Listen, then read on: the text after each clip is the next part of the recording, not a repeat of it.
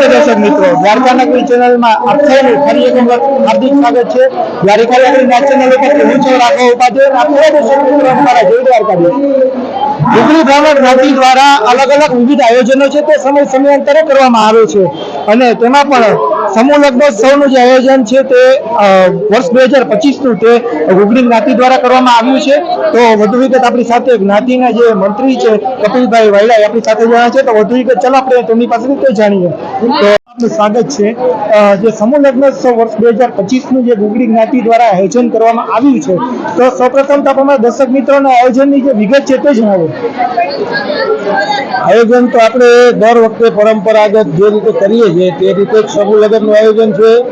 આપ જાણો છો કે સમૂહ લગ્ન આજથી સવારના લગ્ન નારિયેર, સાંજના મોસાળા, એ બધી આપણી જે પરંપરા છે એ ચાલુ થઈ ગયું છે। આવતીકાલે આપણે ફૂલેકું જનોઈ યજ્ઞોપવિત દ્વારા 14 સંસ્કાર અને લગ્ન ગ્રંથિથી જોડાય છે તમામનું ફૂલેકું છે। અને પરમદી સવારના ભગવાન દ્વારકાધીશજીની ધજાની પૂજાથી આપણે શુભ કાર્યની શરૂઆત કરશું। ભગવાન દ્વારકાધીશજીની ધજા થઈ જાય એટલે આપણે ગ્રહ શાંતિ, અગિયારી અને ત્યારબાદ બપોરના 4-4:30 વરાજો મંડપમાં આવે એટલે લગ્ન વિધિ પ્રારંભ કરશું। એ ઉપરાંત બપોરના ભાગમાં બ્રેક આવે એટલે આપણા મહાનુભાવો જે કોઈ અતિથિઓને આપણે જે આમંત્રણ આપ્યું છે એ લોકોનું સ્વાગત વિધિ અને ત્યારબાદ ચોરી આટા ફરી જાય એટલે આપણા વર અને કન્યા વાતે ગાતે દ્વારકાધીશજીના સૌથી પ્રથમ આશીર્વાદ લેવા જવાનું અને બીજે દિવસે સવારના આપણે જાન જમવાની અને સાંજના રિસેપ્શન, આ રીતે આપણો કાર્યક્રમ રાખેલ છે। જી, અમે જોતા હોઈએ છીએ કે સમૂહ લગ્નોના આયોજન છે તે વિવિધ જગ્યાએ થતા હોય છે, પરંતુ ગુગળી જ્ઞાતિ દ્વારા જે આ સમૂહ લગ્નો થઈ રહ્યા છે અને જે વિશેષ સમૂહ લગ્ન હું કહી શકું તો એમાં કેટલા કાર્યકરોની મહેનત છે, એટલે કેટલા દિવસની મહેનત આની અંદર લાગેલી છે, તો તૈયારી વિશે પણ માહિતી એ તો જણાવો।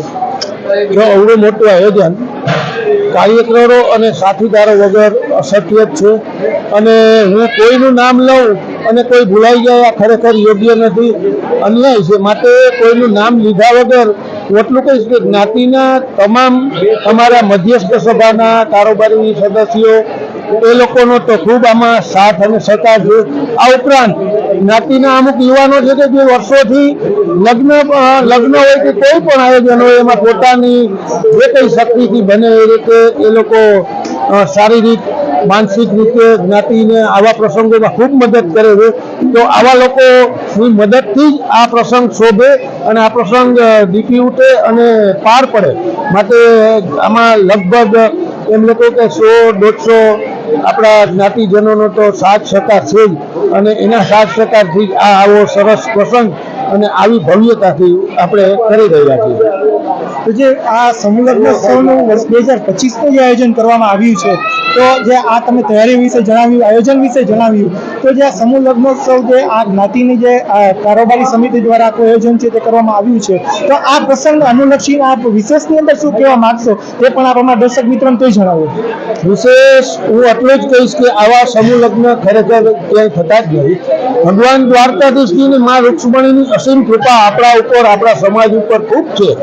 તો વધુમાં વધુ જ્ઞાતિજનો આમાં જોડાય અને આના તમામ પ્રસંગોમાં પોતે ભાગ લઈને આવે। આપણે જમણવારમાં જોઈએ તો આપણે વિકલાંગો છે, પછી જે ઉંમરલાયક છે, જેને પગની તકલીફ છે એવા છે, એ લોકોનું જમણવાર તો જુદું રાખ્યું, એ લોકોને ક્યાંય તકલીફ ન પડે, ટેબલ ખુરશી પર બેસી અને એમના સ્થાને જ એને જમવાનું પહોંચે આવી સરસ સગવડ કરી છે। દાંડિયા રસ હોય કે સંગીત સંધ્યા હોય તો તેમાં પણ એ લોકોને બેસવાની ખુરશી સહિતની વ્યવસ્થિત સગવડ છે। તો બસ અમારો એટલે જ વિનંતી છે કે આવા પ્રસંગમાં તમામ જ્ઞાતિજનો જોડાય અને આ પ્રસંગને શોભાસ્પદ બનાવે એવી અમારી વિશેષ આ જ્ઞાતિજનોને અપીલ છે। ખૂબ ખૂબ ધન્યવાદ આપ અમારી સાથે જણાવ્યા અને જે વધુ વિગત છે એમાં દર્શક મિત્રોને તે જણાવવા બદલ.